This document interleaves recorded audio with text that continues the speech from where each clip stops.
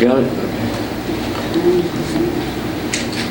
The phenomenon of sensationalism in media is reminiscent of the classic fable, The Boy Who Cried Wolf. Much like a child who repeatedly raised false alarms about a wolf to provoke a reaction, only to lose the trust of those around him, media outlets that habitually exaggerate or dramatize stories risk eroding their credibility with the public.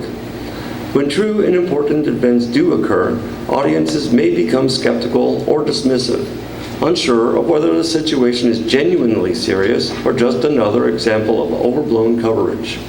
This loss of trust can have significant consequences for both the media and society as a whole.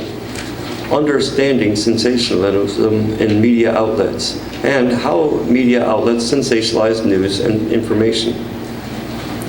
Sensationalism refers to the use of shocking, exaggerated, or emotionally charged language and imagery by media outlets to attract attention, increase viewership, and boost readership. This practice can impact public perception of events, influence opinions, and sometimes distort the reality of news stories. Techniques used by the media outlets to sensationalize, such as exaggerated headlines. Media outlets often use bold, dramatic, or misleading headlines to catch the reader's eye. These headlines may overstate the significance of an event or make it sound more alarming than it actually is. By employing such headlines, news organizations aim to spark immediate curiosity or concern, prompting more people to click on or read the article. For example, a relatively minor political disagreement might be described as a crisis or a showdown, while a routine weather event could be labeled as a disaster or catastrophe. This practice can mislead readers by presenting information out of proportion to its actual importance or context. In some cases, the content of the article may reveal a much less dramatic situation than the headline suggests, but readers who only see the headline may walk away with a distorted impression. Over time, repeated exposure to exaggerated headlines can contribute to a heightened sense of anxiety or urgency among the public and may erode trust in news sources when audiences discover that the substance of stories does not match their sensational headlines. Selective reporting. Sensationalistic media may focus on the most shocking elements of a story, omitting context or facts that would provide a more balanced view. This approach can distort public understanding and contribute to misconceptions. The practice of selective reporting contrasts with biblical principles that emphasize honesty, integrity, and presenting truth in its fullness. For example, in Ephesians 4:25, if you want to go there, I'll give you a second.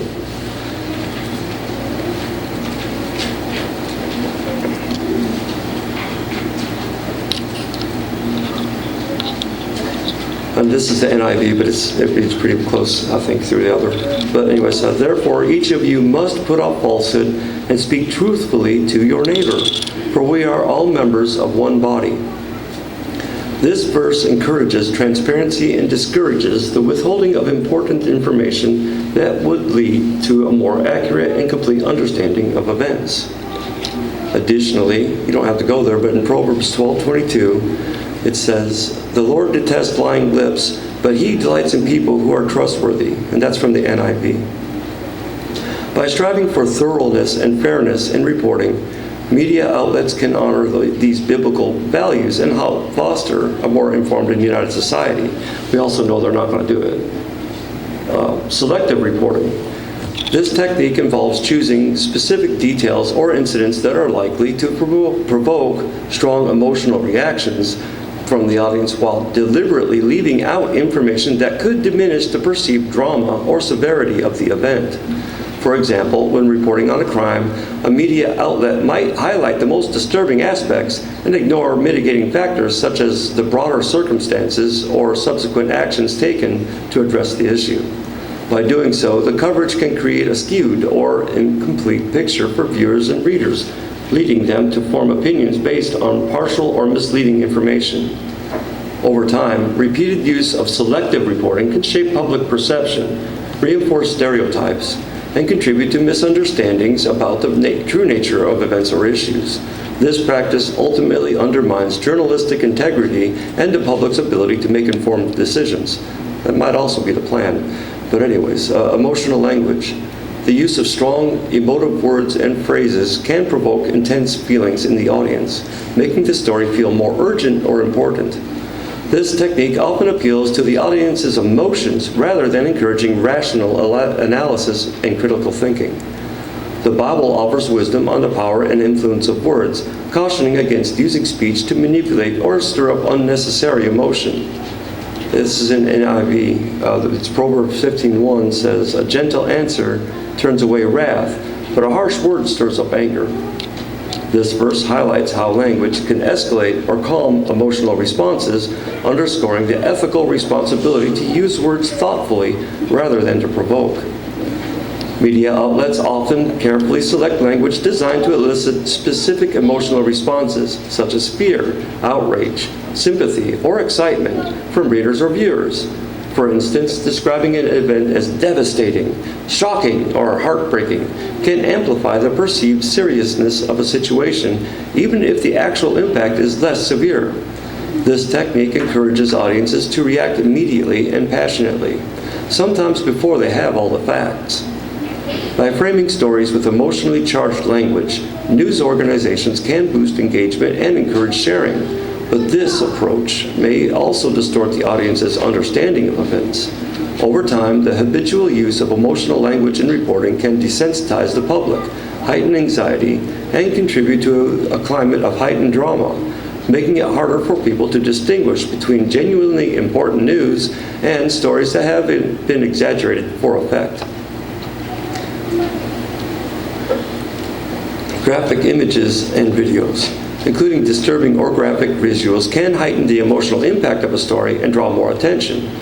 Media outlets often incorporate images or footage that depict scenes of violence, tragedy, or disaster to evoke strong emotional reactions for viewers and readers.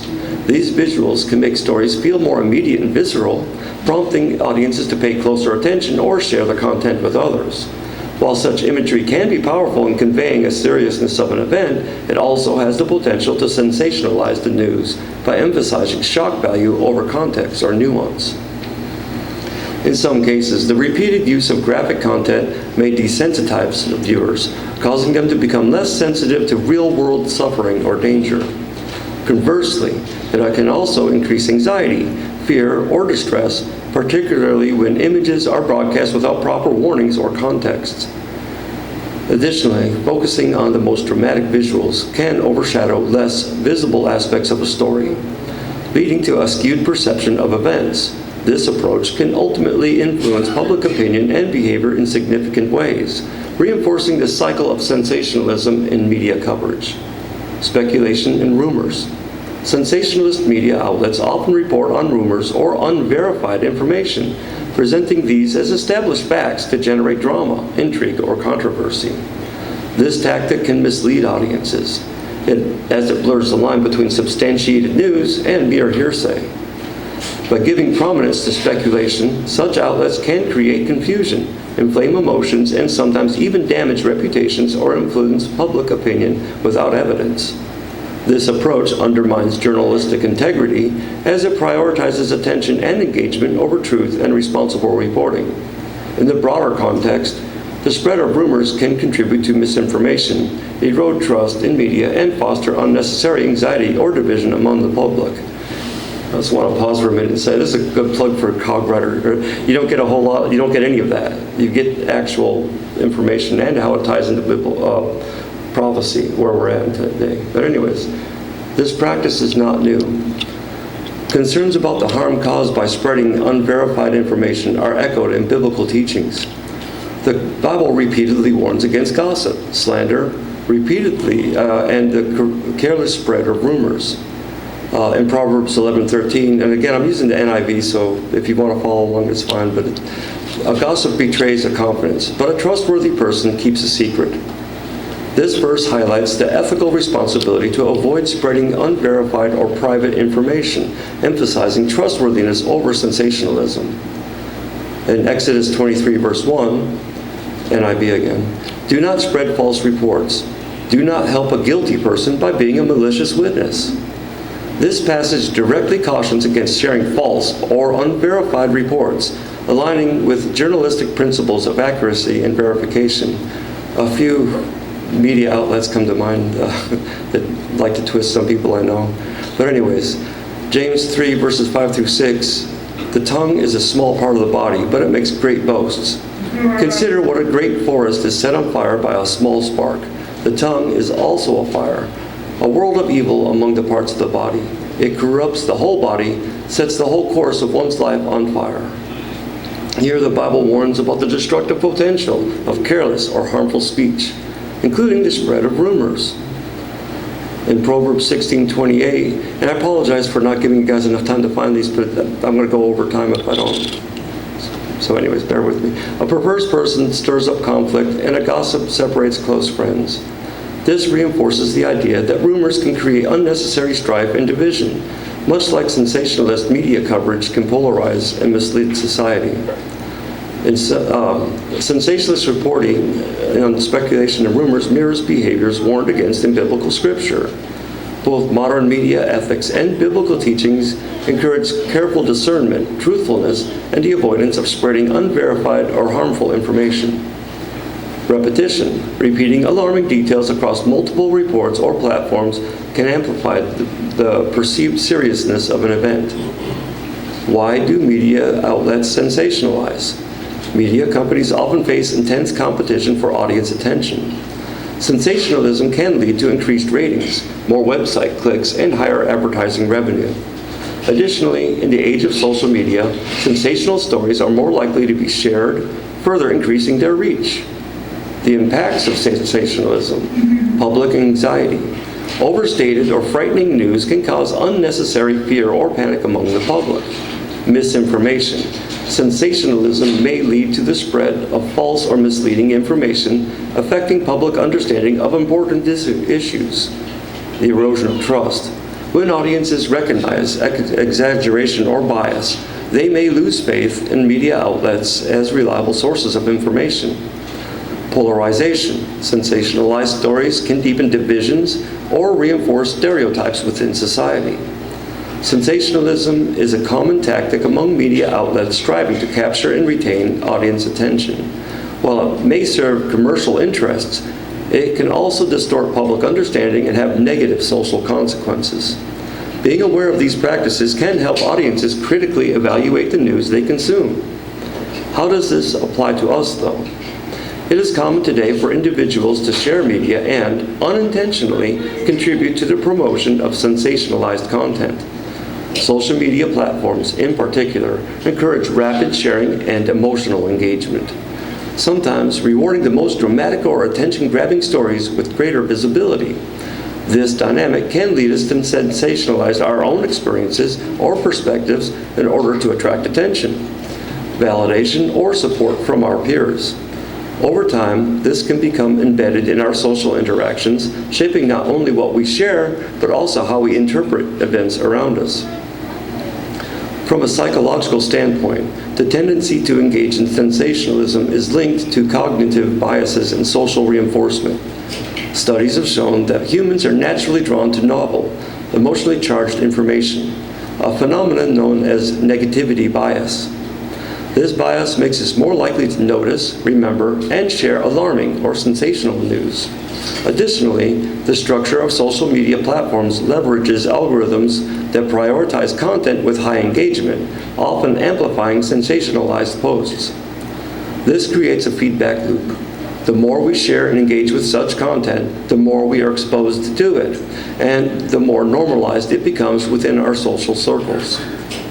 To counteract these tendencies, scientific research suggests practicing media literacy and mindfulness.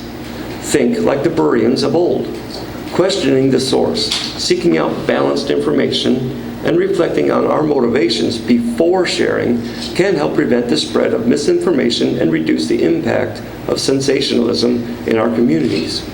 Encouraging open discussions about how media influences our perceptions can also foster a more thoughtful and informed approach to sharing information. From a biblical standpoint, the call to truthfulness and integrity in communication is clear. Scriptures such as Ephesians 4:25, "Therefore each of you must put off falsehood and speak truthfully to your neighbor, And Proverbs 12:22, the Lord detests lying lips, but he delights in people who are trustworthy. Emphasize the importance of honesty. Sensationalizing our words or actions can stray from these values, as it may exaggerate, mislead, or stir up unnecessary conflict or fear. Biblical teachings encourage us to be discerning in what we share and to promote peace rather than division. Philippians 4 verse 8 urges believers to focus on what is true, noble, right, pure, lovely, and admirable before sharing a story or personal experience. Reflecting on whether it aligns with these values can guide us toward more responsible and constructive communication. Pause and reflect. Before sharing, ask yourself if the content is accurate, necessary, and beneficial, or if it simply appeals to emotions. Seek balanced sources. Consult multiple reputable sources to verify information and avoid contributing to the spread of sensationalism. Promote constructive dialogue. Encourage conversations that seek understanding and truth rather than division and fear. Apply biblical principles. Let honesty, integrity, and the pursuit of peace guide what you share and how you interact online and offline. Educate yourself and others. Learn about media literacy and share these skills. For the Continuing Church of God, this is James Martenet.